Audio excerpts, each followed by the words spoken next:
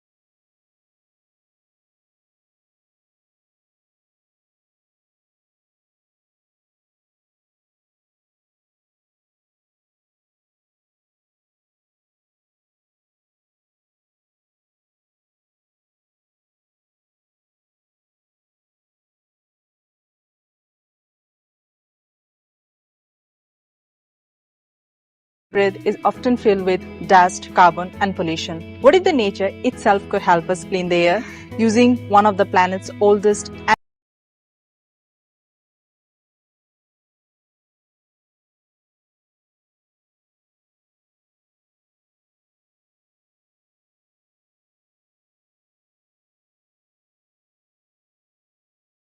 air pollution causes 7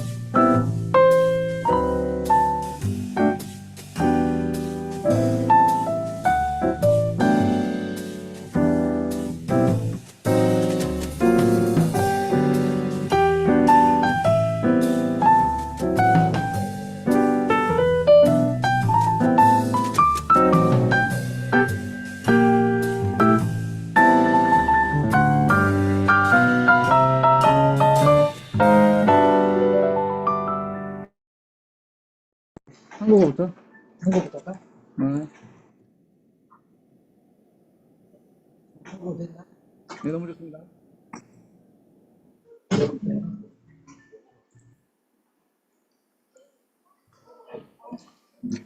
혹시 네. 너무 커요. 너무 커. 네.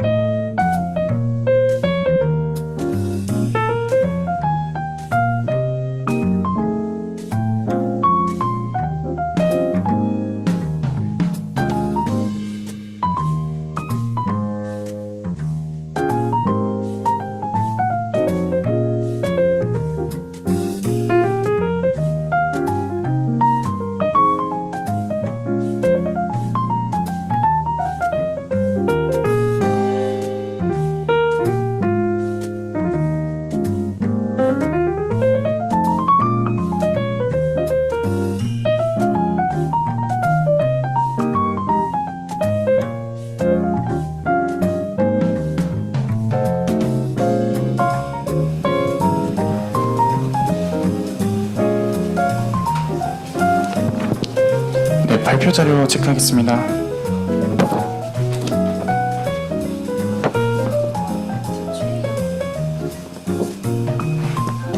발표 자료 한번 확인해 볼게요.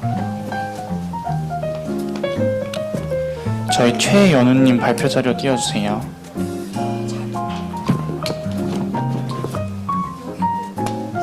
네.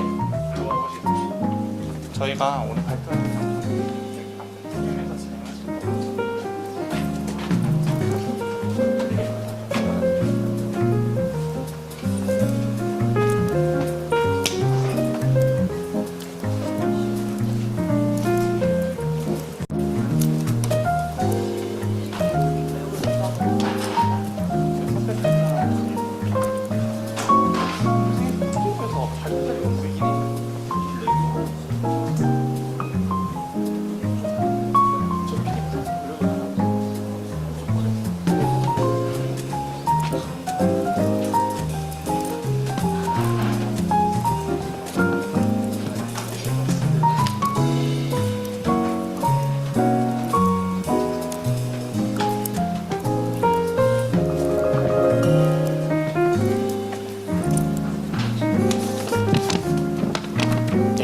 저희 오늘 여기 자바라 마이크 중에 준비해놨는데 사용하실 때 편하게 핸디로 사용하셔도 되고요. 오늘 사용하실 클릭은 요겁니다. 그래서 저희가 PDP랑 약간 거리가 있긴 한데 앞에 보이시는 PDP 통해서 자료 확인해 주시면 될 것 같아요. 초록 버튼이 넥스트 슬라이드고 빨간색 버튼이 라스트 슬라이드입니다.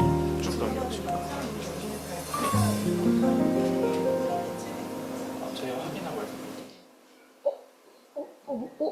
뭐가 한 번 다시 띄워주시면 네, 다시 요 빨간색으로 쭉 가시면 돼요. 네네네. 맞습니다. 네. 진짜 잠깐 한 2분 정도 시간 있어. 네, 천천히. 체크를.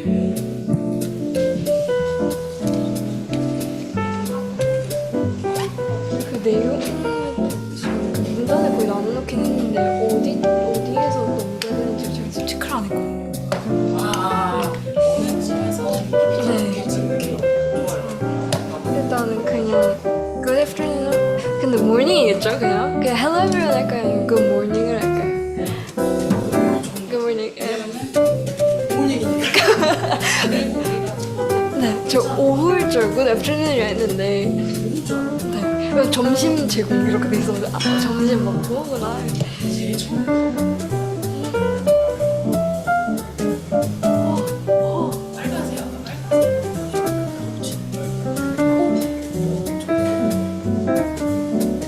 이게 넘어가는 거예요. 네. 그 어디?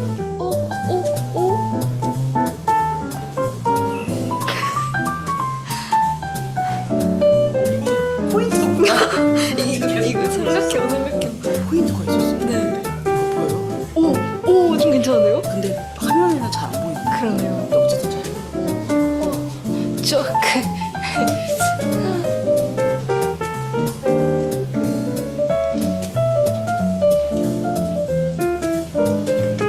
저희 넘기는 타이밍은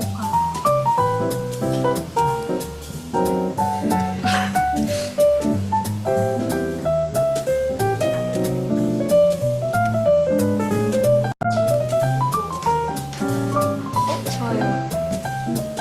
그 자석 배지죠. 그거 제가 리폼해가지고 그 핀 배지 만든 거 진짜요?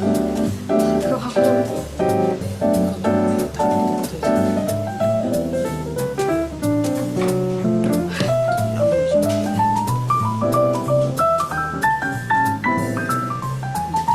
잘 볼게요.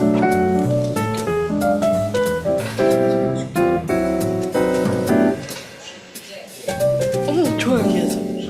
근데 저거 넘기는 타임 그 포인터가 없어졌어. 어디지? 찾아보셨나? 이거 아니죠? 이거 물건이죠?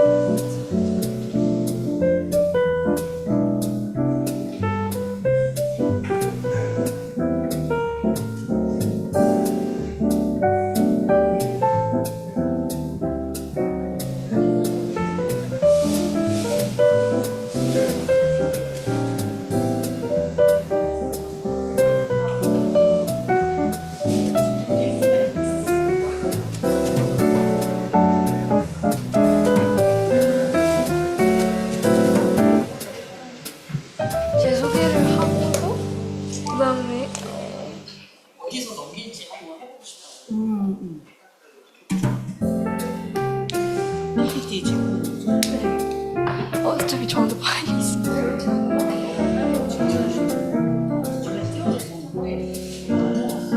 이거 너무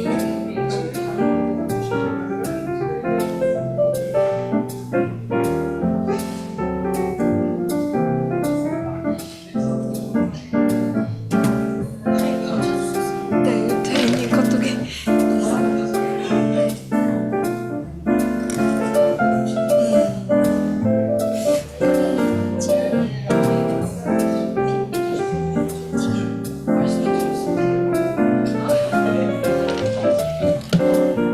그 로고 빼고는 수정 안 하신 거죠?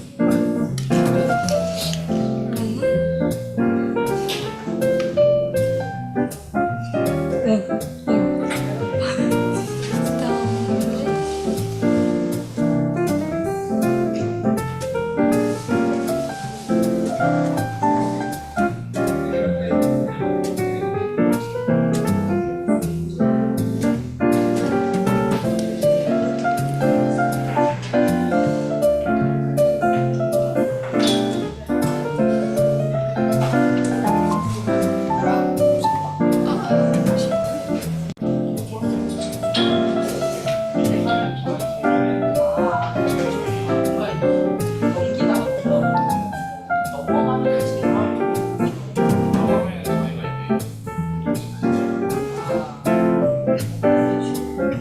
근데요, 오히려 이런 발음이 쉬워요. 근데 자꾸 이상한 발음이 섞어요.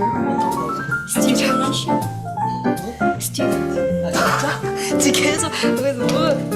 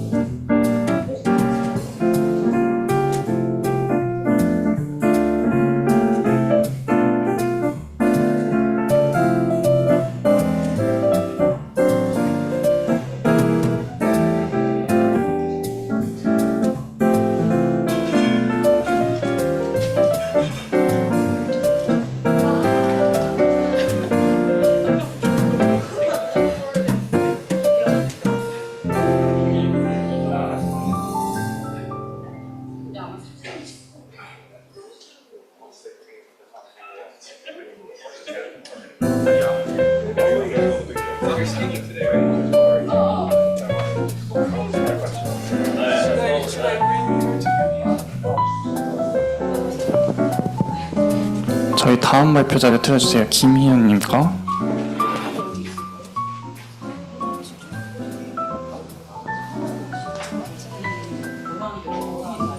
저희가 식전 분야 받기로는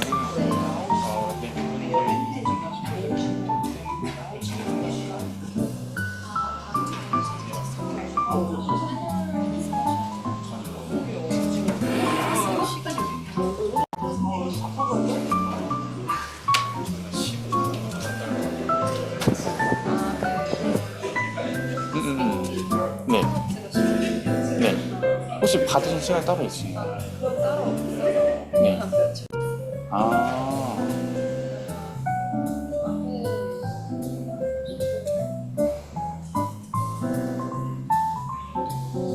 제가 요거는 그 세션 리더분이 오셔야지 확인을 할 수 있을 것 같은데, 자료는 저희가 발표는 여기서 진행하시면 되고요. 사바라 마이크 준비되어 있는데 요거 쓰셔도 되고 아니면 뽑아서 핸디로 쓰셔도 돼요. 자료는 지금 한번 넘겨보시겠어요? 저희 초록색 버튼인데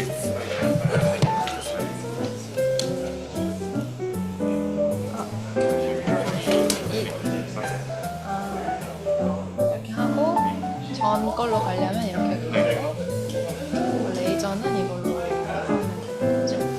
네, 이거는 저희가 아, 알겠습니다. 이걸로 내용 어떤 거 이렇게 나오시면 나요. 아, 네, 알겠습니다. 뒤에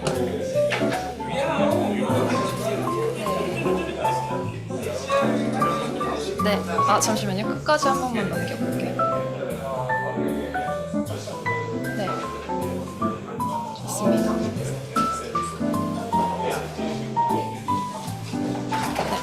감사합니다.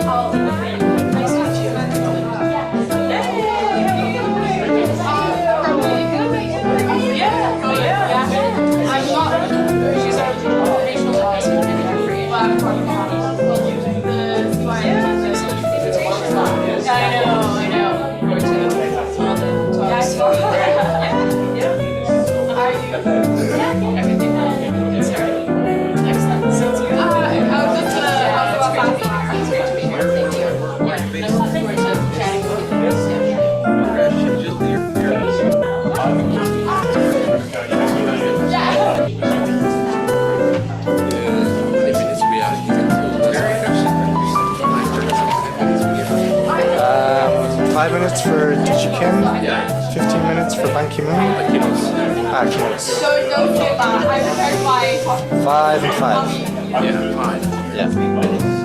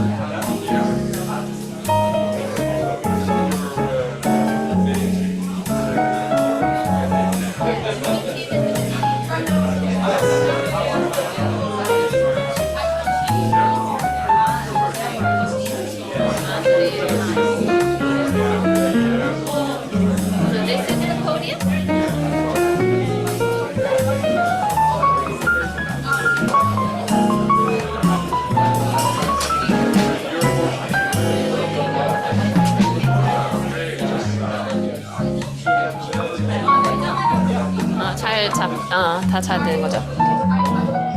여기가 너무 가까워서 약간 카메라 이미 세팅해 놓으셨는 것 같긴 한데 약간 안쪽으로 된 것 같아요. 너무 가에 있는 것 같아서 그러면은 나가기도 하고.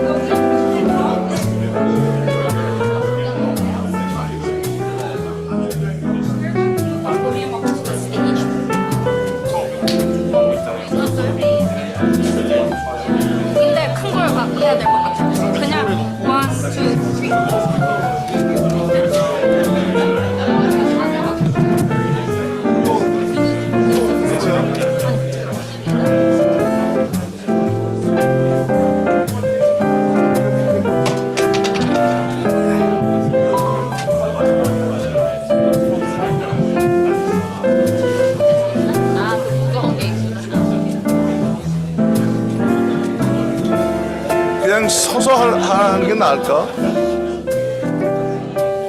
Would it be better without podium? 근데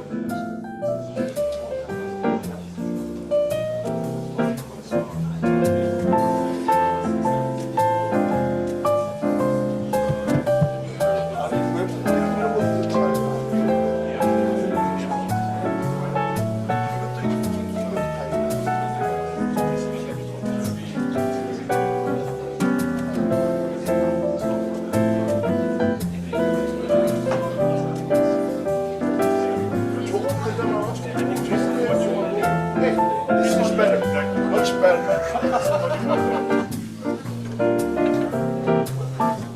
그러면 저희 공개할게요.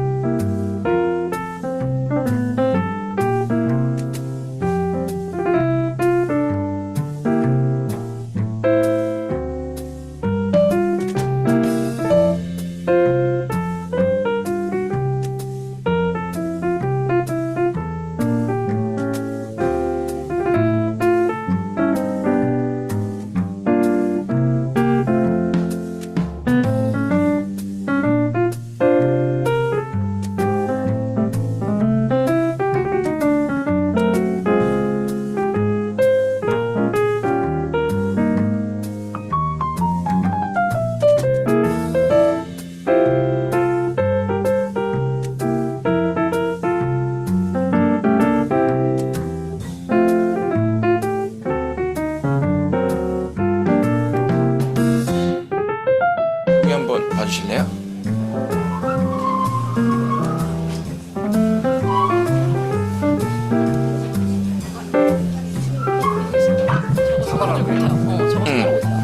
인사 말씀 더 필요하세요? 저희도 있어요. 너무 묻어서? 근데 강기훈 회장님이 오는 거 있고 못 하시고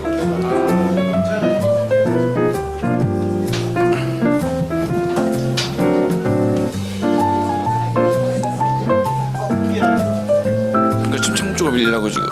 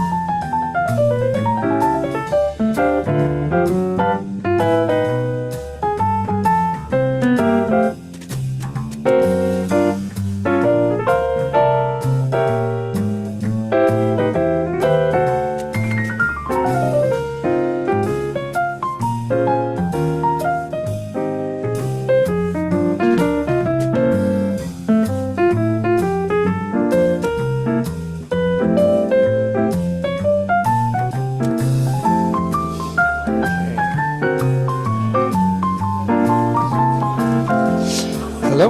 Okay. Hi, everyone. Good morning. Excellencies, distinguished guests, ladies and gentlemen. The event will begin shortly, and we would like to kindly request everyone just to fill in your seats, and we'll begin in just a moment. Thank you.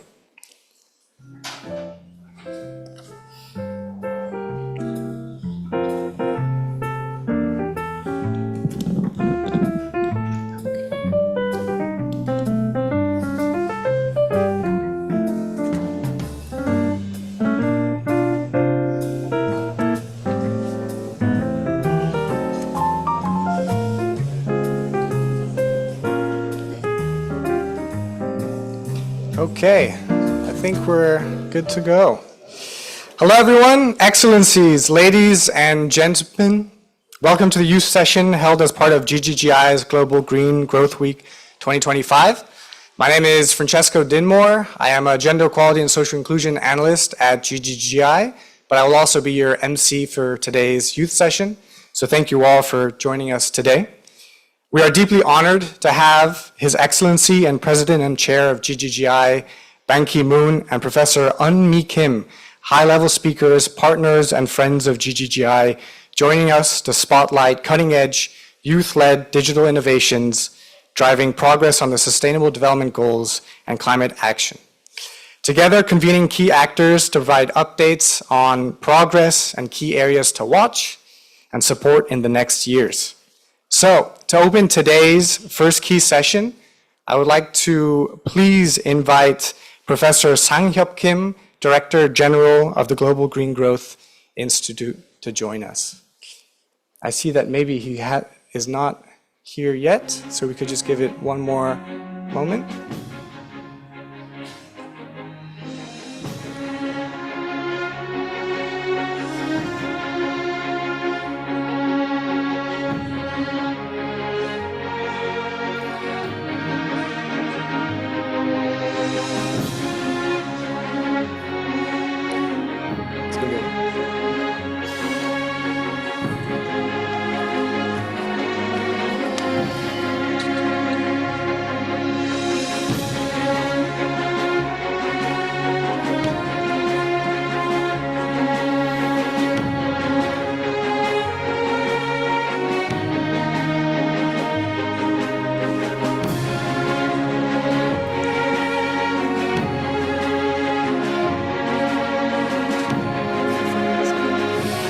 Hi everyone, I've just been notified that's going to be another 3-4 minutes, so I'll do the introduction again in a couple of minutes. I hope you can all forget, and I'll reintroduce myself. I'm going to stand here and pretend that I'm reading something very important.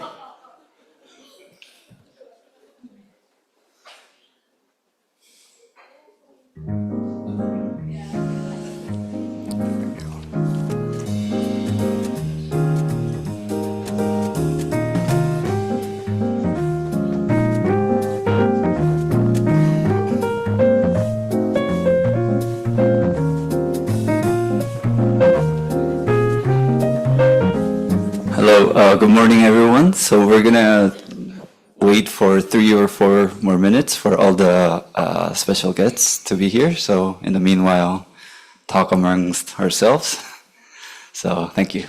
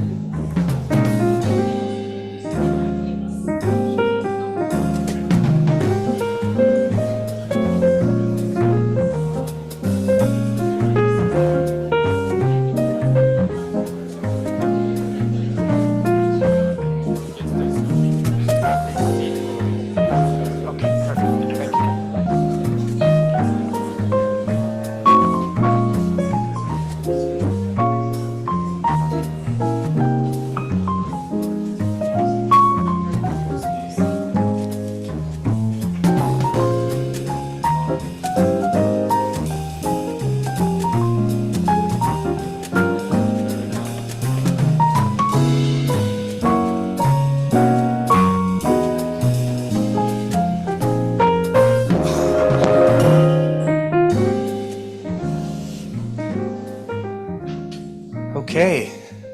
Good morning, everyone. I hope you are all well, and thank you for joining us for today's youth session. We are deeply honored to have His Excellency and President and Chair of GGGI, Ban Ki-moon, and Professor Eun-mi Kim join us today for today's youth-led session. We also have some high-level speakers, partners, and friends of GGGI joining us to spotlight cutting-edge, youth-led digital innovations driving progress on the Sustainable Development Goals and climate action. Together, convening actors to provide updates on progress and key areas to watch and support in the next years. And to open today's first key session, please welcome Professor Sang-hyuk Kim, Director General of the Global Green Growth Institute. Thank you so much.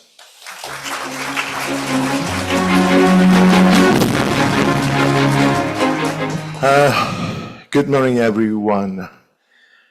I am very much happy to kick off our Global Green Growth Week this year, starting with the session on youth and innovation. And it is my honor to be here with someone I truly respect, our Chairman and President Ban Ki-moon. When our chairperson was the head of the United States and made the historic United Nations, and when he made the historic Paris Climate Agreement, I was actually in Paris, and I vividly still remember what he said after the final agreement was adopted. He said, I quote, "Now I can look my grandchildren in the eye and say that we took action." Yes, indeed. The younger you are, the more probable you will go through the severe consequences of climate change. And our chairman worked for the young people. And that's why I'm so happy that we start this session as the first gathering of our Global Green Growth Week. And it is also my great honor to have Professor Emeritus, the 17th President of the Ewha Women's University. And she is also a Goodwill Ambassador of UN. And Professor Kim highly and powerfully elevated the leadership of young women. She has taught thousands of young leaders. And we have a very good example. Sarah Moon, who is the head of the governance of GGGI, was her student. So may I ask you a big round of applause to those outstanding leaders.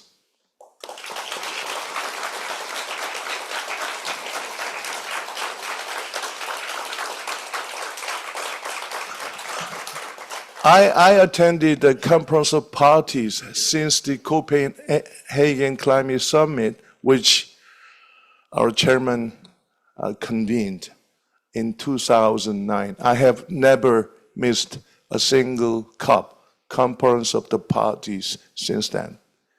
But who are the parties? According to the international law, according to the UNFCCC, it is the nation state. Nation state make negotiation and sign and make ratification.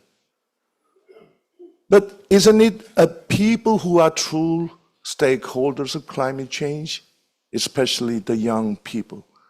That's why today's session is so important. And I myself used to be a professor of KAIST, and with my like-minded colleagues, we founded a graduate school of green growth of KAIST, and some of them are taking part in this session. that makes me feel very, very proud.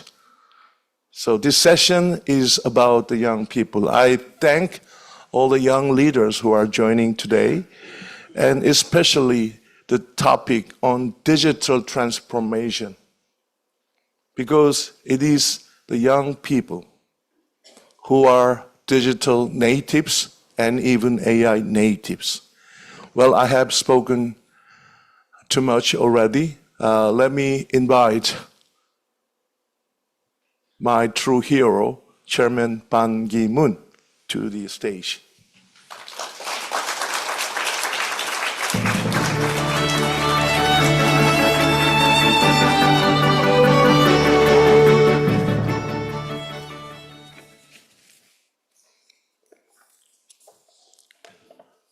Thank you, Director General Kim Sang-hyuk, for your opening this session and very kind words about me and Professor Kim Won-mi. It's a great pleasure to meet our young leaders, our future leaders, to participate in this GGGI annual session. And it is also a great honor for me to be with young future leaders together. Many people ask me very easy question to ask, but very difficult answers to make a reply. They say very easily, what are you proud of your achievement during 10-year service as a Secretary General? Normally, I quote two agenda. First, I'm proud to have brought all the leaders, global leaders, business leaders, and civil society leaders together, joining their hands together to agree upon the Paris Climate Change Agreement during my time on December 12, 2015 at Paris. A second one, again, during my time as a Secretary General, I brought all the leaders together to the United Nations to talk about and discuss and agree upon the 17 goals, Sustainable Development Goals with 17 goals. Those are, I think, during the 8 decades of United Nations history, most important and historic agreement. United Nations often are divided among member states, but on those two agendas, there was no country, nobody who said differently. So those are two issues which I am very proud of. Then another one, I can say I am half satisfied. That is about women's rights. Women's empowerment. During my time, again, with a lot of difficulties, trying to convince the global leaders to establish UN Women. That was for the first time. For the first time. Then many people, particularly even United States and European unions, look, we don't have money. United Nations is lacking the budget. On top of this, why are we establishing one huge organization on women? So I said, during almost 8 decades, 7 decades, we do not have anything about United Nations as a United Nations for women. There were just 2 or 3 small sections dealing with the women. But maximum, they were, the highest person was a director. You will be surprised to learn that during, since 1945 until 1991, that is 46 years, since the establishment of the United Nations, there was only one woman who has risen to the rank of Under-Secretary General. Under-Secretary General. Only one in 41 years. There were more women, but they were all employees, at the lower rank, clerks or something like this. There were many more women, but all typists or secretaries, etc., etc. Not a single one who was making decisions. She was a British lady. When I visit the United Kingdom, she came to me. Then she gave me her bio, her book. The book title is Never Learn to Type. Never Learn to Type. At that time, during her time, I know, I can be a witness, the highest, the best job a woman can get is a typist or secretary. So she said, this is what I learned. She has risen to Undersecretary General. Undersecretary General, you know that there is one Secretary General, one Deputy Secretary General. There are some Undersecretaries General. They are the head of departments, huge department each, peacekeeping or etc., economic development, etc. Then she was the one who became never learned to type. I met Condi Rice, former Secretary of State of the United States. We were both the foreign ministers. When she retired, I invited her to appreciate her and had lunch together. Madam Secretary, what are you going to do after your retirement? Then she said, I'm going to write a book. Then do you have any ghostwriter? Oh, no. I will write myself. Now, who is going to write? No, I can type very well. She said, I can type very well. What do you mean by you can type well? When I was young, my father said, Condi, why don't you go to typing school? Typing school. That's the best job which you can get as a girl. So she went to typing school. So she said she can type. Secretary of State of the United States. She said, I can type well. Of course, I can type well. My predecessor, Kofi Annan, and most of the Undersecretary General, they were surprised when I was typing without looking at the keyboard, like a typist. Because I learned to do that when I was a college student, because I was not head, some director of something, some international gathering. So I had to make a report, etc., etc. They were surprised that Secretary General of the United Nations was able to type without looking at the keyboard. I can do it still. These are something which really made me think about why don't we give in 21st century some discrimination to women and young people. So that has prompted me to establish UN Women. There was a lot of pushback from male advisors. Look, SG, we don't have money. Establishing a big organization like UN Women, that creates a lot of bureaucracies, etc. But I pushed it. That's why I was able to establish UN Women, and I'm very proud of what I did on the UN Women. This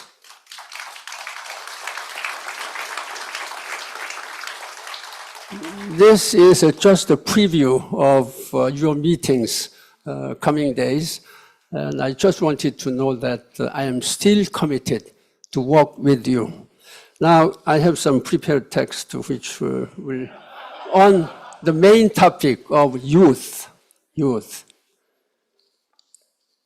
Dear Professor Kim Eun-mi, former president of Ewha University, Dr. Kim Sang-hyuk, Director General of GGGI, dear youth leaders and innovators, distinguished guests, ladies and gentlemen.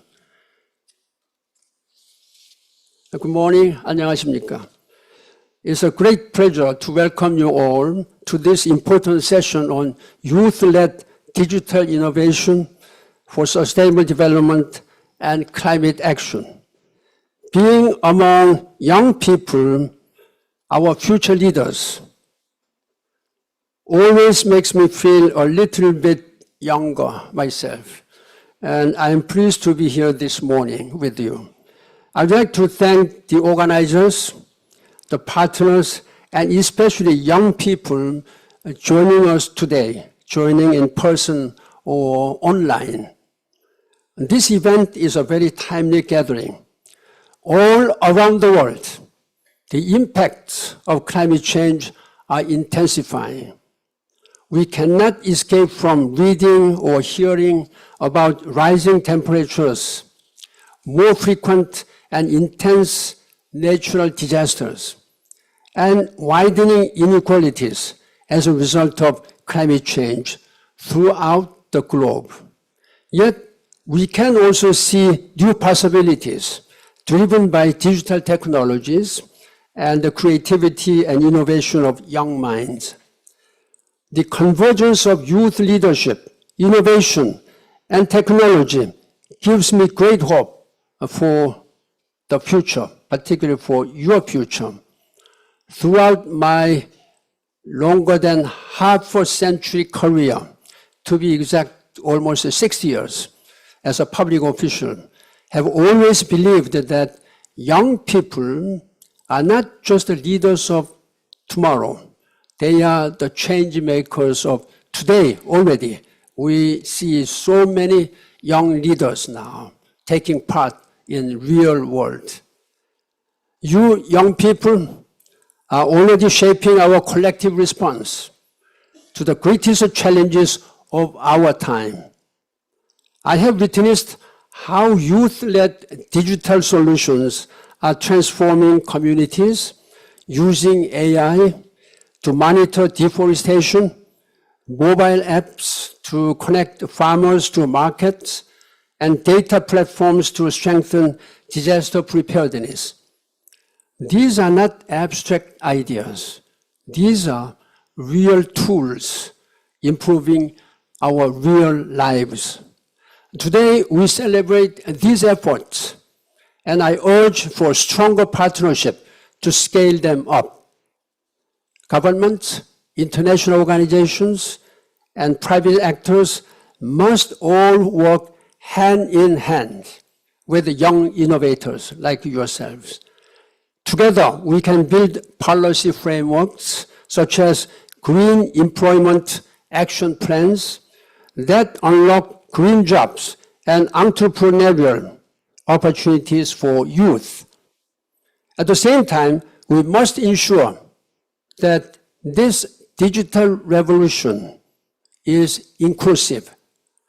All around the world, too many young women and marginalized communities still lack access to technology and the opportunities it creates. Bridging the gender-digital divide is not only a matter of fairness, it is essential for achieving the Sustainable Development Goals, because no society can reach its full potential when half of its people are left behind. You should never be left behind. You should be part on everything. Digitalization, artificial intelligence, and other technologies hold immense potential to accelerate climate action and sustainable growth, but technology alone is not enough. It must be guided by human values, by empathy, justice, and responsibility. We must put people and planet at the center of our innovation. This is where the energy and imagination of young people are indispensable. You young people are demonstrating that bold local actions supported by the right policies and partnerships can have global impact. Whether it is clean energy solutions, circular economy startup, or community-based climate adaptation, your leadership lights the path forward. as the president and chair of the GGGI, Global Green Growth Institute, I reaffirm our strong commitment to supporting the vital contributions of young people. GGGI is working to integrate green digital solutions into national policies to create jobs and to empower the next generation of leaders. Let us use this session to learn from one another, to forge new alliances, and to reaffirm our shared conviction that sustainable, inclusive, and digitally enabled growth is not only possible, it is within our reach if we work together. To all the young people, I'd like to say, you are the architects of a better future. And I encourage you to lead with courage, with creativity, with compassion and passion. Passion and compassion should go together. If, as a young persons, it's your privilege to be passionate. But if you have only passion, you may not know where you may be going. If you don't have compassion, so that's what, have a passion and compassion together, then I think your judgment, your way of doing will go the right path. This has been my experience. Again, the world needs your ideas, your energy, and your determination, and your active participation and contribution to our social and political, economic, and civil society leaders. Now then, I talk about UN Women. You may ask, what did you do as a Secretary General for about youth? I did. It was, again, I'm proud. I established, again, Office on Youth, Youth Envoy. I appointed the youngest senior person in the UN history, Mohammed Al-Hendawi. You might have heard his name. He's a Jewish person, and not Jordanian person. I appointed, he was 28-year-old, very young. I appointed him UN Secretary General's Envoy on Youth. After me, there is another Sri Lankan lady. Her name is Jayakumar Wickramasinghe. She is in charge of youth issues. But I am sorry to tell you, I regret to tell you that it is still there. It's almost 9 years I have completed my job as Secretary General. My successor has not expanded it when I established it in 2013, just 3 years before I left the United Nations. But I really wanted to make sure that the United Nations focuses and gives priority on women's future, youth future, not to mention women's future. So I sincerely hope that the United Nations and each and every government you are from, the leaders of your country should pay more attention on youth. Only then we can have hope. Only then we can proceed and live harmoniously and prosperity in 21st century. So have a hope, strong passion, combined with the compassion to work for our better future. Now, as you growing up, you will soon be ministers or generals or whatever, president, even prime ministers or business chairpersons. So the world is wide open for you, depending upon how you think, how you put yourself as a global citizen. I've been always asking young people, be a global citizen. You may be proud of coming from your own country. I'm proud of being a Korean. But rather than being a Korean, I'm proud as a global citizen. I try to act as a global citizen, even though I'm no longer Secretary General. So I'm asking you, act like global citizen, just beyond your nationality, national boundaries, then you will be able to contribute to our common development, prosperity, and peace and security. That's, I'm really urging you, and take this opportunity to discuss how you can make your future better and how the government and civil societies can do more for your future. Thank you very much for attention. Thank you.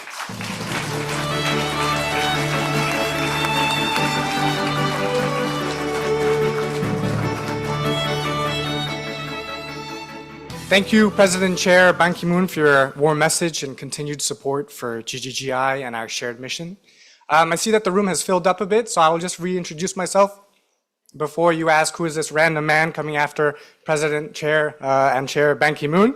My name is Francesco Dinmore. I am a gender equality and social inclusion analyst at GGGI, but I'm also the MC for today's youth session. But first, I would like to invite a distinguished guest for today. I would like to invite Honorable Professor Eunmi Kim to deliver the congratulatory remarks. Thank you.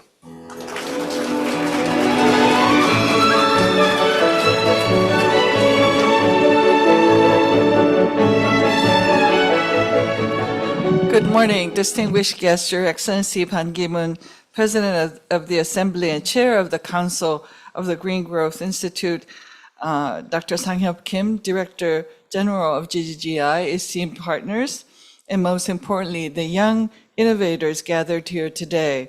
It is my great honor and privilege to join you to celebrate this session on youth innovation in the digital age. Today, I wonder if you noticed it's a very crisp, cold day for Korea. This is the first real cold day in Korea this autumn. When you breathe in the first cold air, it reminds you where your mouth is, where your windpipe is, and finally where your lungs are. For me, it's a lesson about adversity bringing clarity, adversity bringing focus. When I think of the planet Earth that we live, the lungs are the most important organ. Climate change is no longer climate change. I call it climate crisis. The climate crisis gives us clarity that we must focus on the environment, on our surroundings, so that we can not only think and analyze, but move with action. So I urge you to take this very cold day in Seoul to remind us of what is important, what we must act on today and together. Back to my speech. I'd like to give my heartfelt congratulations to the Global Green Growth Institute for providing such an important platform where young minds can come together to exchange ideas, imagine a better future, and develop solutions for a greener and more equitable world. I see in your faces a bright future with energy, creativity, and hope. And as former Secretary General Ban Ki-moon just said, I hope you have compassion and passion as you move forward and act. As an educator and the 17th president of Ewha Women's University, I have witnessed firsthand how young people can change the world when they are trusted with responsibility and empowered with opportunity. Today, your generation stands at the intersection of two of the greatest transformations of our time, the digital revolution and the green transition. You are the generation that will connect innovation with sustainability and technology with humanity. As the UN Women Goodwill Ambassador, thanks to the Secretary General Ban for his leadership, I have been honored to be nominated as the UN Women's Goodwill Ambassador. I have been particularly inspired by the extraordinary contributions young women and girls have made.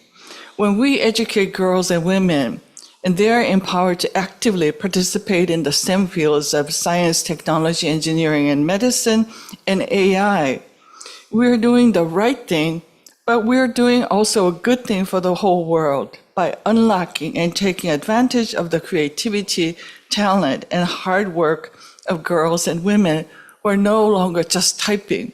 We will bring equity and progress for all, not just for women, but for all. However, such inclusion does not happen automatically. We know for a fact that girls and women account for less than a third of those being educated in these fields, and even a smaller share in the workforce. So it requires us, leaders, institutions, and allies to ensure that every young girl and woman and boy, whether she is or he is in Seoul, Addis Ababa, or Rio, should be given equal access to education and employment and empowerment opportunities. We need to harness their contribution for the digital revolution and green transition if we truly aspire to have a successful, sustainable development for the entire world and for everyone. Distinguished ladies and gentlemen, let us remember that empowering women and girls in digital innovation is not only about fairness, but it is a crucial gateway to accelerate climate action and sustainable development. I wish to commend GGGI for its vision in bringing together the youth, governments, academia, and global partners under this inspiring theme. By linking digitalization, artificial intelligence, and green growth, GGGI is uniquely demonstrating how knowledge and innovation can serve humanity and the planet together. I'm so proud to see the youth session will not only have the youth participation, but it will be led and moderated by young leaders. This symbolizes the GGGI's true commitment for intergenerational collaboration going beyond mere inclusion. It has to be a real ownership and participation. I would like to urge the young people gathered here to understand that the future will not be written by algorithms or institutions alone, but it needs to be imagined and written by all of you. You are the digital architects of the green world we would like to have. Please use your creativity for innovations for economic development, while at the same time that economic development is in harmony with environmentally sustainable development. Economic growth and urbanization alone cannot come at the expense of our environment, our planet. Distinguished youth delegates, never underestimate the power of your voice, your code, your data, and your dreams. Every app you design, every policy you influence, and every project you lead and participate will help us move closer to a more sustainable and just world. Let today be a reminder that knowledge, compassion, and courage must guide our digital future. Let us ensure that the technologies we build serve both the people and the planet, lifting communities, protecting our environment, and creating dignified green jobs for all. I would like to congratulate the GGGI, our partners, and especially the young innovators gathered here today, for showing the world what leadership looks like in the digital age. I hope your ideas continue to shine far beyond this room, and that you will commit yourself to leading us toward a greener, smarter, and more inclusive tomorrow. Thank you very much, and congratulations.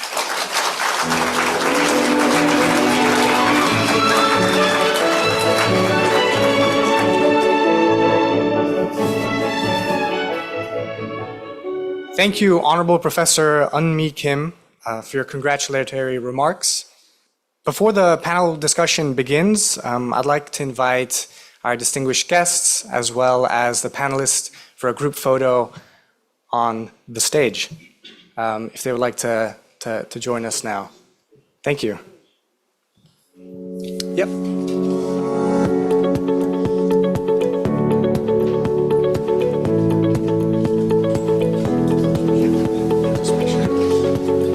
And also as a reminder, the panelists to join on stage as well. Thank you.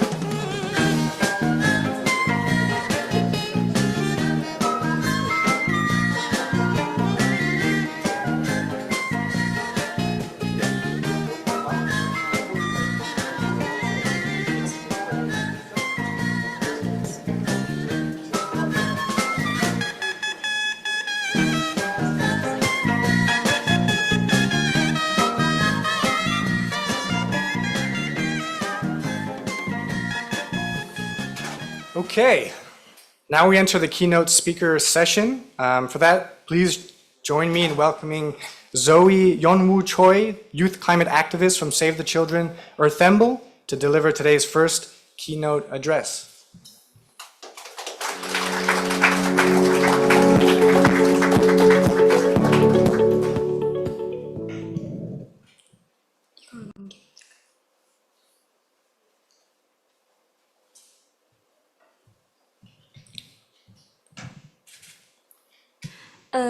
Good morning, everyone.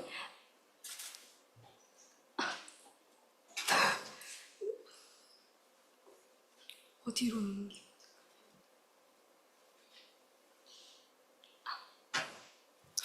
My name is Zoe, a 17-year-old student from Daewon Foreign Language High School in Seoul, South Korea. It is truly an honor to stand here today, not just as a student, but as a voice of my generation, to share how young people are transforming climate anxiety into hope and hope into action. When I first learned about the climate crisis, I remember feeling overwhelmed.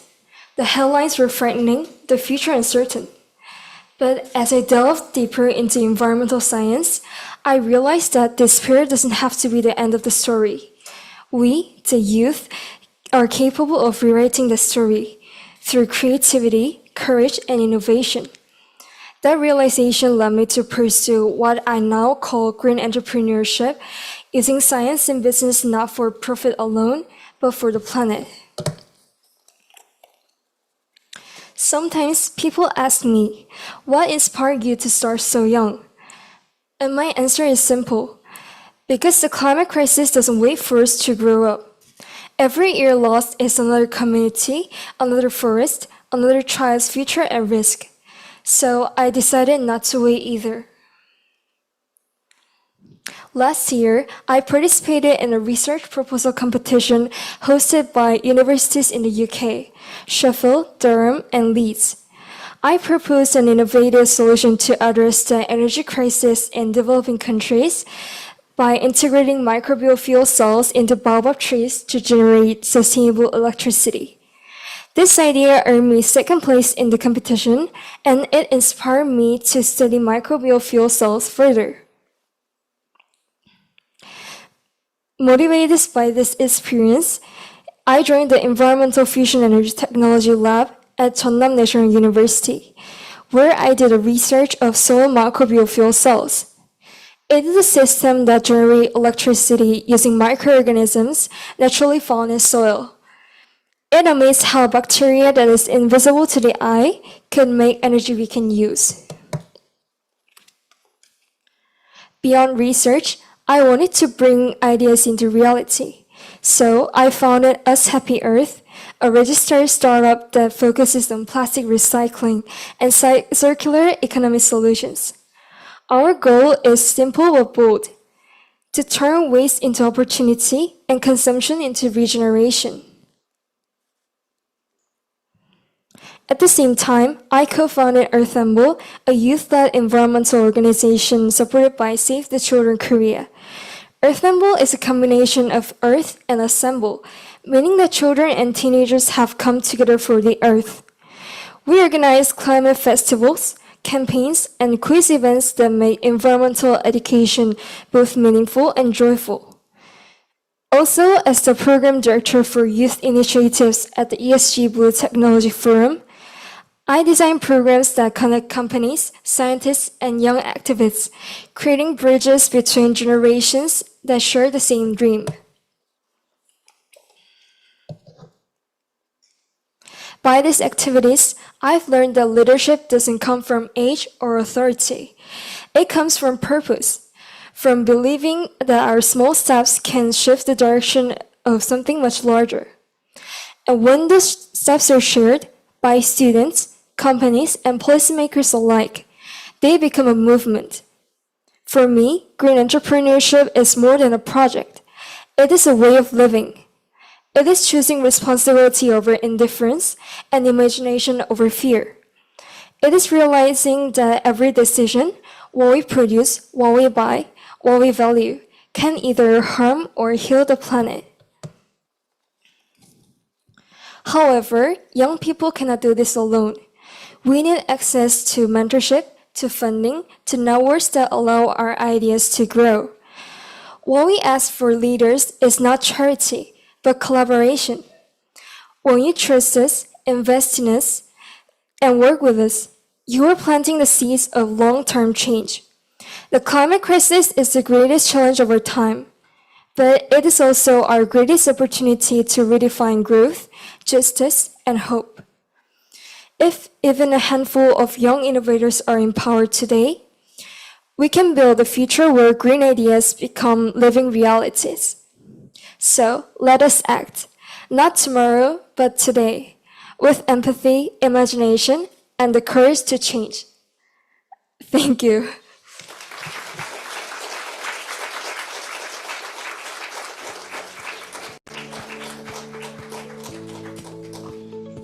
Thank you, Zoe, for your inspiring presentation and for your work and efforts in climate action. Now let's welcome our second keynote speaker, Ms. Hee-yeon Kim from the Korea Advanced Institute of Science and Technology, Graduate School of Growth, to deliver her keynote. Thank you.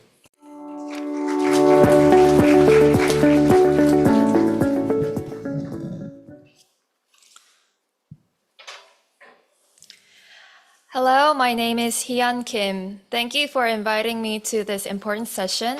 I'm honored to share my experience in front of everyone.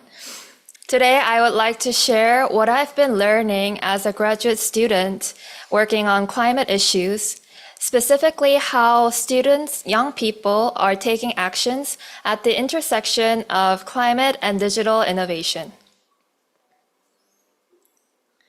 Very briefly about me.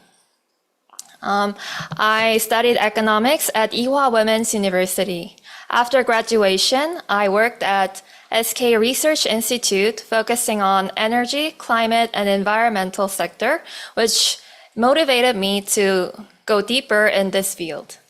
And now I'm at the KAIST Graduate School of Green Growth and Sustainability, and I'm a member of Professor So Young-in's Impact Lab, focusing on climate risk and finance. Over the 2 years in this lab, I've had many chances to collaborate with AI engineers. The steps that I'm about to share show how our work moved forward.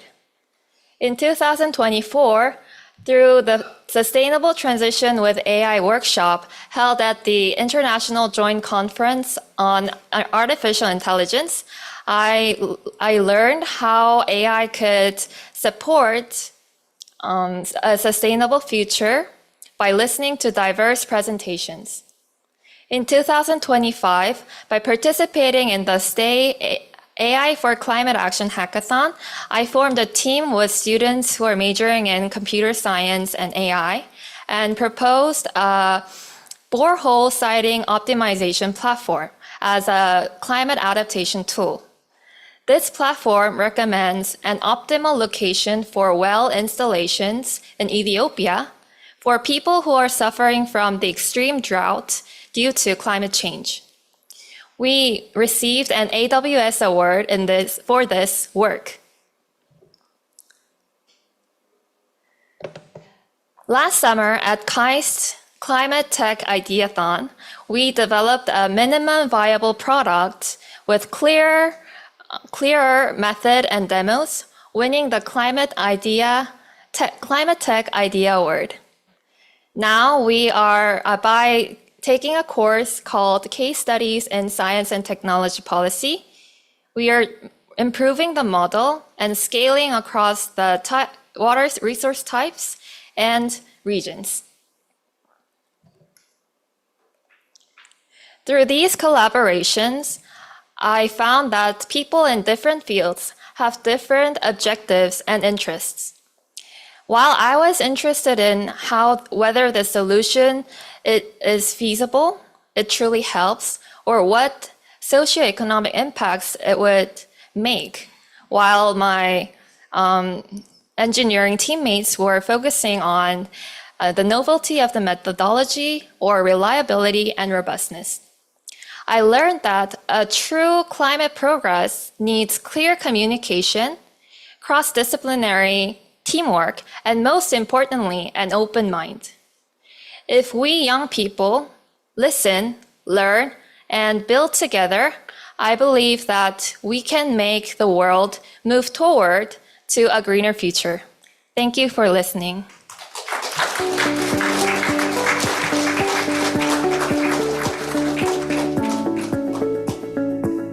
Thank you, Hyun Kim, for your presentation and your insights. So the next two keynote speakers are delivering their keynote speeches through video messages. They are Sathi Akhtar, team leader from Kashwa, and Schumacher, founder of Plants. Hello everyone, this is Shabnur Akhtar, founder and innovator of Algae Air Purify initiative in Bangladesh from Team Planet Pulse. Every breath we take connects us to the planet we live on. But in today's cities, that breath is often filled with dust, carbon and pollution. What if the nature itself could help us clean the air using one of the planet's oldest and most powerful organisms? According to World Health Organization, air pollution causes 7 million deaths every year. Traditional air purifiers consume electricity, use costly filters, and contribute to electronic waste. We need solutions that are not just efficient but also sustainable and nature-based. The algae air purifier is an eco-friendly device that uses microalgae to naturally absorb carbon dioxide and release oxygen. Inside the purifier, polluted air passes through a transparent water chamber where the algae live and grow through photosynthesis. The algae take in more carbon dioxide and produces clean, oxygen-rich air. A single unit can absorb as much carbon dioxide as several indoor plants while adding a fresh touch of greenery to any space. Microalgae are tiny powerhouses. They grow quickly, require only sunlight, water, and a bit of care, and they clean the air continuously. They also capture harmful compounds like nitrogen oxides and volatile organic compounds, improving the overall air quality. This makes the algae air purifier ideal for homes, offices, classrooms, and public places anywhere we breathe. Well, I was inspired to address the climate challenge due to noticing how the summers are getting hotter every year. And Bangladesh being one of the tropical countries, the weather here has become way too unbearable these days. I'm actively working in a climate action organization where I continuously keep raising awareness among the people of vulnerable communities about what is climate change, what is adaptation, mitigation, how we can protect our lives through multiple innovative ideas. Major challenges that we face is that youth voices and ideas are still and often ignored by the higher officials or investors. Then secondly, we talk about eco-friendly innovations which cannot be imagined without science, but in Bangladesh there's hardly any funding or investing for carrying out those eco-friendly scientific based innovations. All these challenges limits our impacts to a great extent. So I want policymakers and global leaders to know that we have many talented science genius students in Bangladesh. So investing in those youth-led initiatives can really create a real and long-lasting sustainable future. Thank you.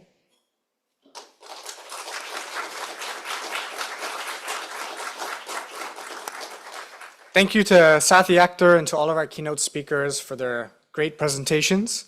I would like to move on to the next stage of the session, the panel discussion. And so I'd like to call to the stage my colleague, Robbie McClure, Investment Officer from the Regional Office of Asia, who will moderate this panel discussion. Thank you.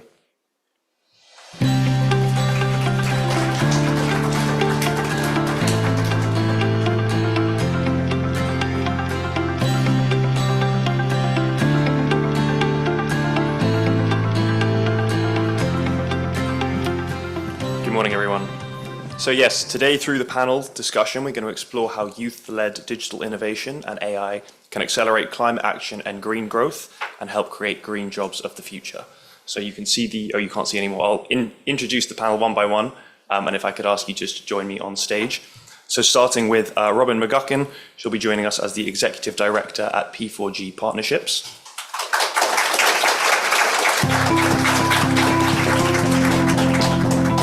We also have Karen Diallo, the Director of Digital Transformation from the Côte d'Ivoire.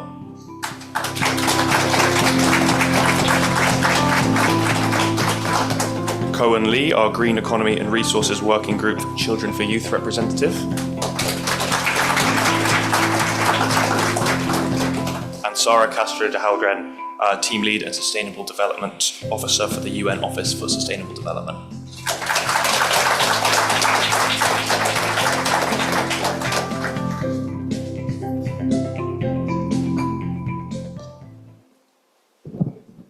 Great, so welcome all of you. Thank you. I'll ask you all questions one by one, and we can have a bit of a discussion today. So starting with you, Robin, from your experience, what successful models of youth-driven digital innovation could be replicated or supported across GGGI's member countries? Wonderful. Thanks so much, Robbie, for having us here. And let me start by thanking GGGI for this great event, and also the government of Korea for their support for our collective climate actions. P4G, just to give a little introduction, if I may, about P4G. We are specifically we help climate startups in emerging and developing economies to become investment ready. We provide grants, technical assistance, and in-country networks to assist our startups. And we have a very strong youth element, as nearly all of our founders are under 35. Specifically, the question of what can be done in digital and AI by youth innovators. Across our startups, our current active portfolio is 63 startups around the world. And since 2018, we've worked with over 135 startups from around the world. And almost uniformly, we see that digital and AI is critical to startups, particularly in the areas of fintech and, of course, app development. All of our startups are climate startups, so those environmental, social, and governance metrics are critical to them in achieving their commercial investment, because they are all attracting impact investors of one sort or another.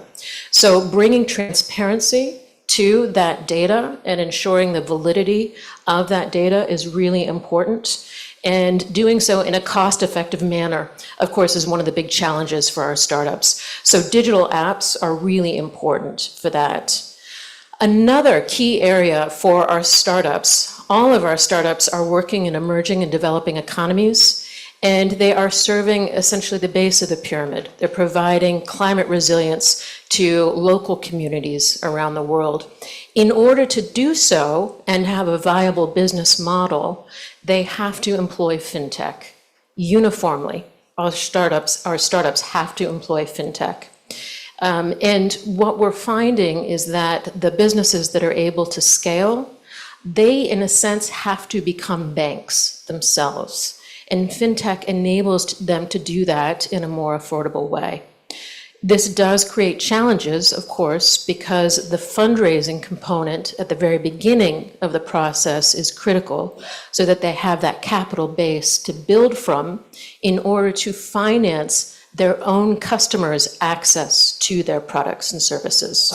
Fintech enables this, where you have, for example, we have an electric bus provider in Nairobi, Kenya, that has a model where the drivers are able to pay as they drive, with customers coming on board and paying via automated M-Pesa payments, with a portion of the payment coming back to the electric vehicle bus company, and then the portion of the payment also going to the driver.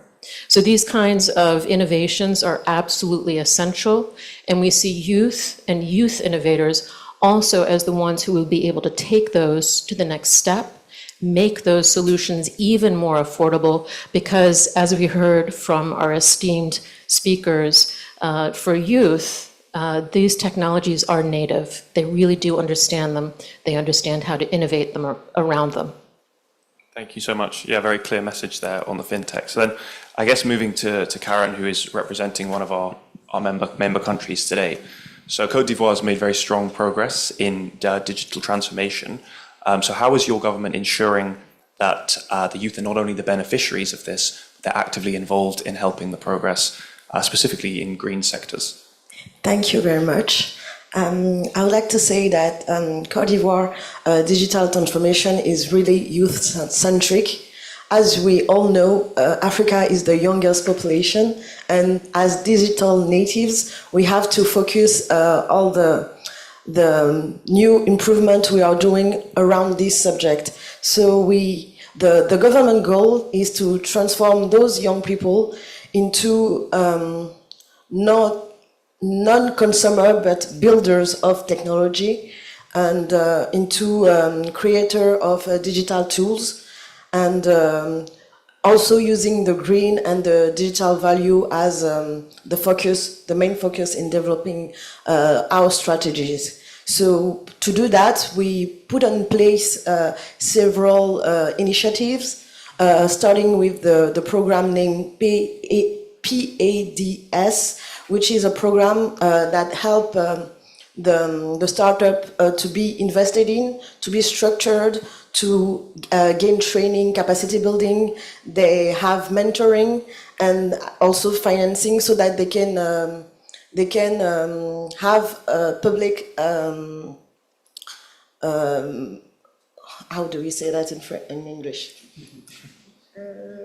Contracts, so that they can work with the state, because the startups are not mature enough so that they can have services. But with this program, they are labeled, and then they are eligible to have a public services contract. We also have a hub which is developed by the country to be incubators for startups and green tech, to prioritize agriculture, energy efficiency, and climate resilience. Sorry. And finally, we have the digital inclusion, which is a program in which we put digital matters in all level of education. So we have digital capacity building programs in the higher schools, and we include AI from the lower to the top level in our engineering school.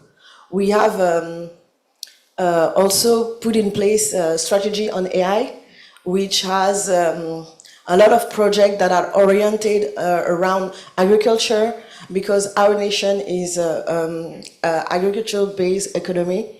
So, as you know, chocolate, at least 80% of the chocolate of the world is made by our country and Ghana. We are the first producer of cocoa beans and coffee.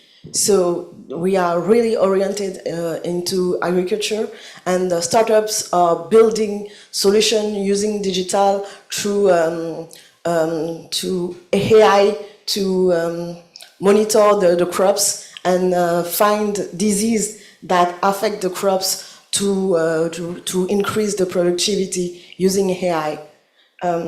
We have also the strategy of the data governance, so that we can share the data with all countries across the world, and so that we can be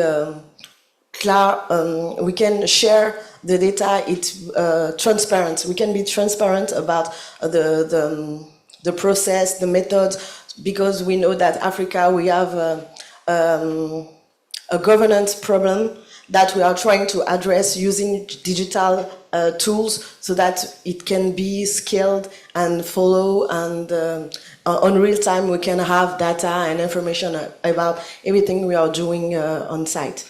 And we also adopted the AI ethics with the UNESCO, so that we are following the rules and the guidelines, so that the new technology that we are using is not for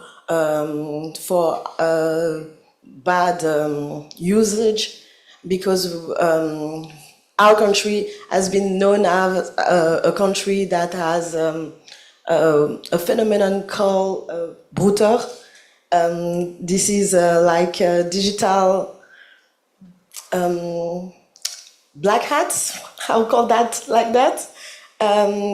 This program helps us transform those people who are young, who don't know what to do with their time, and instead of going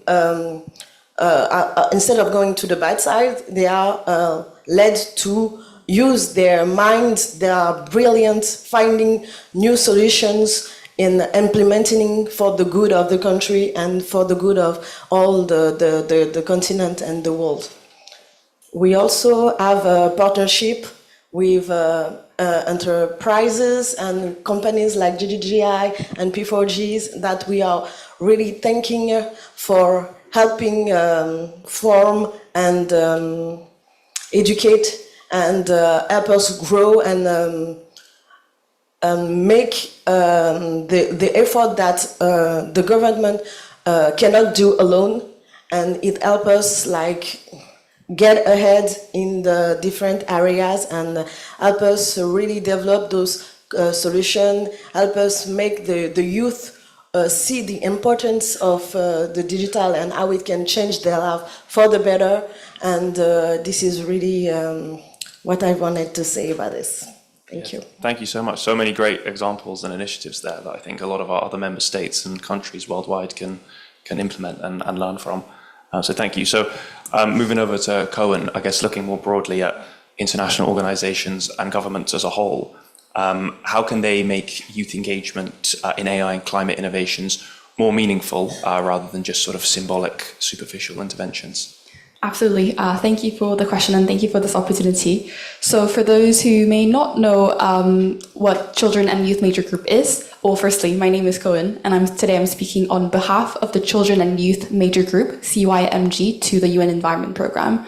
So CYMG is it's the official youth constituency to UNEP, and it's one of the 9 major groups, I believe, alongside other major groups, such as the major group for NGOs, business and industry, indigenous people, women, and so on. And what we do at CYMG, firstly, is we convene all youth leaders and activists, like those who have spoken at the keynote speech today, which was incredibly inspiring. So those exact youth activists and leaders are who we gather, and just any young individuals in any location in the world who wish to come together to brainstorm together and to innovate different areas of the green growth and green innovation, and actually bring those positions to the UN Environment Programme. So not only that we convene and we gather, but we actually very systematically split our actions into key themes and topical areas. So for instance, today I'm speaking on behalf of the Green Economy and Resources Working Group, where we discuss climate action, circular economy, waste management, chemicals, pollution action, etc. And what we do, so before we even get to speaking about how we can work better together with the IOs and governments, at the moment we are preparing heavily for the upcoming United Nations Environment Assembly 7 happening in Nairobi in December. And we are putting together some key youth positions so we can actively advocate, discuss those with member states and stakeholders throughout the UN and UNEP system. And hopefully we can mainstream those positions into the actual resolutions that would be and hopefully are adopted at the UNEA 7. But beyond just the UNEP system, we very much actively work with many of the multilateral fora so that these individual youth experiences and positions are packaged together and delivered to official means. And so, like your question, working closely with the IOs and governments are an absolute necessity for us. And one thing that I would like to highlight before anything is CYMG and many other youth organizations in the world today are a voluntary action. So it is supported by UNEP, but also predominantly self-organized and put together using if I may say, unpaid voluntary hours led by youth activists. So it is a really big commitment coming from individual leaders, like all the members that we have currently across our more than 150 countries in the world. And so to work together closely with the IOs and to governments, we firstly need their support. So not just when you say youth participation beyond symbolic participation. So we are really grateful to see increased support for youth participation. However, we also urge for many organizations, many governments, IOs to see youth beyond a means for tick box. So while it is a great systematic means to include them, we first need IO's support, whether that is technical, financial, or substantive supports to actually understand what it means for youth, what it means to actually host a youth participation. And on that, I would also like to highlight that when it comes to youth, it's so hard to, it's so easy to kind of brand it as one big group. But as we can all relate here today, it could mean vastly different things. It could mean something completely different for a young individual living in small island developing country in a Pacific island, compared to myself, who is a young individual, but also is living and working in a global north country. And so really identifying individual needs, what are the youth priorities beyond just macro level trends, but the day-to-day level challenges will be absolutely critical. And last but not least, I think once we are able to actually stocktake these youth needs and priorities that could range vastly, something from energy or electrification in cities, or flood or disaster risk management, or simply just speaking, navigating the job market and navigating education system, we wish that there would be more systematic means where we can channel these priorities to different technological leaders, as they are the ones who are actively making decisions, whether that be artificial intelligence developers, big global brands, companies, SMEs and value chain owners, and the list would go on. And so these are just some very high-level action points, but that's something that we can share from the CYMG side. Thank you. Yeah, thank you so much. Some great practical examples of how governments and IOs can get involved. And then I guess we have Sarah here from the UN.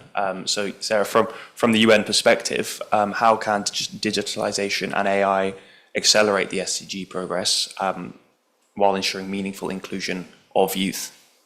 Thank you, Robin, and thank you to GGGI for organizing the panel today, and the Republic of Korea as well for their support, and also for their support to UNDESA. I'm representing the UN Office for Sustainable Development, which is under the Division for SDGs of UNDESA. And so I speak to you from the SDGs perspective, but also the broader economic perspective and social and environmental perspective that we have with the SDGs. And so I think the key first way is by closing the digital divide. Because we have digital transformation underway, we heard innovation, and then a lot of other intersecting crises and economic constraints that many face on a day-to-day basis amid rising conflict and other challenges. So with all of these challenges, the digital divide is one that can accelerate positive transformation, and it's one of the bright spots in SDG progress that we've seen since 2015. We've had an increase of 70% in internet connectivity across the globe, but at the same time, more than 80% of the global population lives in low and middle income countries. And in the next 10 to 15 years, 1.2 billion youth will enter the workforce expecting jobs and a way to contribute effectively to their economies. So the first key way is by strengthening or access across the globe. But this goes in tandem with green energy, because a lot of us know that the rise of AI, the importance of data centers, and all of this connectivity needs energy access, and it needs green energy access. So this goes hand in hand, along with investment in human capital. And that's the second point that I want to make of the how, the investment in human capital to spur innovation. This is what we call mission-driven training or mission-driven development of human capital. I think a lot of you may know the economist Marina Mazzucato. She emphasizes the importance of mission-driven development. And so if we apply that to the training that we do, then we can galvanize youth to really contribute to their economies. Like this summer, for example, one of our mission-driven training programs is the SCG Youth Summer Camp that we held here at GGGI, and some of those that are present here today took part in that Youth Summer Camp, but it was focused on addressing the plastic waste challenge or plastic pollution with AI, as well as one of the enablers for youth to be more entrepreneurs on this, but also address a specific challenge. So this is, I think, a second how, and the Nobel Prize winners in economics that were awarded a couple weeks ago emphasized that importance as well in investing in innovation and competitiveness, but also the human capital link. So if most of our workforce in some of the countries that we work with, like in Africa, where more than 70% are youth, then we have to invest in their human capital as a priority. And it doesn't necessarily have to be through education as a formal degree, but it can just be through training and enterprise. And the third how is that I wanted to emphasize is the importance of addressing the informal economy. So we heard the importance of fintech as well and digital transformation. Unfortunately, we don't talk about the informal economy enough, but in the UN Economists Network, I led with colleagues across the UN, the economist colleagues, the informal economy policy brief, and it was the first time that we put this together in a coordinated way, because most of the economies in the low and middle income countries are informal. A lot of the time the transactions can be informal, so that isn't contributing to growth. And it's not calculated on the books a lot of the time. So addressing informal enterprise, bringing those into the formal economy is, I think, a third key enabler of how fintech and then also the spur and the investment in enterprises can ensure that this really contributes to growth formally in terms of data. So I think those are the 3 key points. Thanks. Great. Thank you so much for sharing. I think with timing, we're overrunning. So we have a few questions, just sort of some short, snappy questions for a few of you, and then I'll have to hand over to Ingvild for the closing remarks. But I'd like to remind people that the panelists will be here with us today. So if you have any questions for them, feel free to come and ask them. So I guess, Robin, just a quick one for you is, what practical advice could you give to young innovators who want to engage with P4G or similar global initiatives to scale their climate tech solutions? Yeah, thanks so much for the question. There's so much to say, so much advice to give. But I think if it comes down to a few things, one is, of course, that first impressions matter. So when you're getting out there with your first pitch, make sure you have a really compelling story, and make sure that story is very strongly backed up by your business model and your financial projections. These are some of the basics, but very important for everyone to keep in mind. Another key point is that your team matters. Investors look very much at your team and your team dynamic. And for startups, this can be very difficult because, of course, they are capital constrained.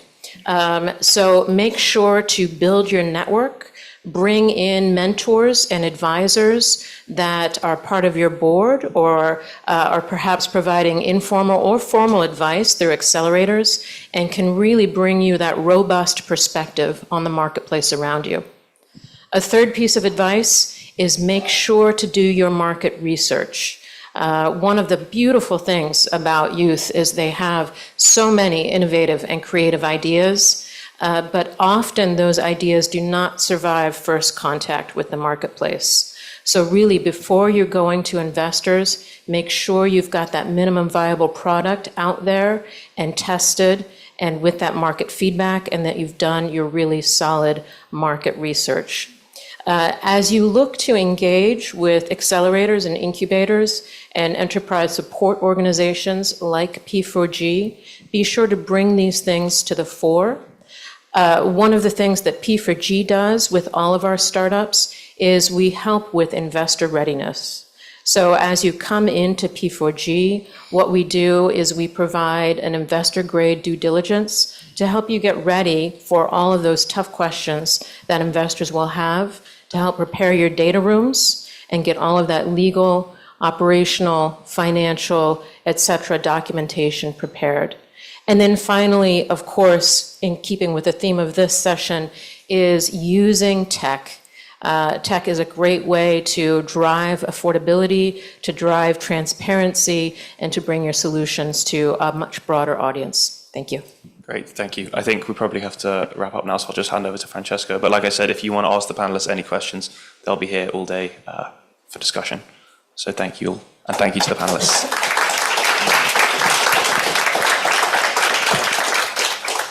Thank you again, and thank you so much to the panelists for their words today and for joining us. As Robbie has said, they will be here today, so please feel free to ask them any questions that you like. I hope that's okay from their side.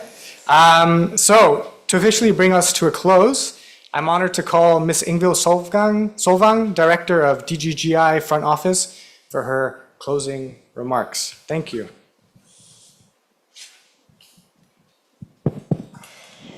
Thank you very much, and it is a great honor to close this session today with great thanks to the panelists and the honorable speakers today who have been here. Now, my Gen X young self would have been totally intimidated had I met a Gen Z group of young people in a dark alley, born and raised on an Arctic island in Norway in the 70s. We had big questions, but we had very small communities at the Disco Duck, where we pumped up the jam. Very different from how my children are grown up in an unfiltered digital world, global, a constant bombardment of information and education, with values in shift, geopolitical shifts, childhoods and youths interrupted by COVID and by climate change. And enter AI and digitalization. Some say that that's the end of jobs, that's the end of the democracy, that's the end of humanity, while others try to argue that it is the biggest invention since the human brains itself. And I think what we are learning from this session today is that we are very much entitled and able to be optimistic. And I think there is no better way to start a global Green Growth Week than with the optimism that at least I take away from the session today. Not least because what President and Chair Ban Ki-moon said, that the young will come back and lead with passion and compassion. And of those two, the compassion part is the most important, because we know that we need to take control of our own future. The young are going to lead the way, and they will create an inclusive job market, techpreneurships to solve our problems. And with policies and investments, we will be able to close the technology gaps so that we leave nobody behind. So with that, again, thank you very much and enjoy the Global Green Growth Week.